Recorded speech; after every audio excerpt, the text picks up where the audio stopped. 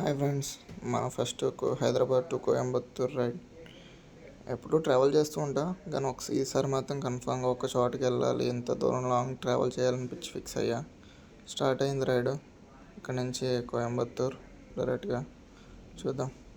First మన place మధ్యలో యాగంటి అనే టెంపుల్ ఉంటుంది. టెంపుల్కి వెళ్ళి అక్కడి నుంచి మళ్ళీ స్టార్ట్ అవుదాం. మధ్యలో చాయ్ బ్రేక్ ఆగి చిన్నగా చాయ్ సిప్పేద్దాం.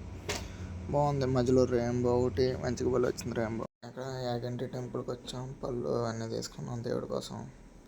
ఇక్కడ యాగంటి గుడి అంటే కొంతమంది గుర్తొచ్చేది ఏంటంటే పుష్ప మూవీలో ఇక్కడ ఒక చిన్న సినారీ అవుతుంది, శ్రీవల్లిది. అదొకటి. లోపల ఇదేంటి నందీశ్వరుడు ఉంటాడంట, చాలా పెద్ద ఫేమస్. బాగా అది పెరుగుతూ వస్తుందంట నందీశ్వరుడు. బిట్టు తీయలేదు మరి. ఇది పైన శివుడు ఉన్నాడు, కోనేరు. అంత ప్యూర్గానే చూడండి, వాటర్ మాత్రం పైనుంచి అలా వస్తూ ఉంటాయంట. ఎక్కడి నుంచో కానీ ప్యూర్గా ఉంటున్నాయి చాలా. నెక్స్ట్ ఎక్కడి నుంచి స్టార్ట్ అయ్యి మధ్యలో తుమ్కూరు ఉంది, అక్కడ ఫ్రెండ్ ఉన్నాడు.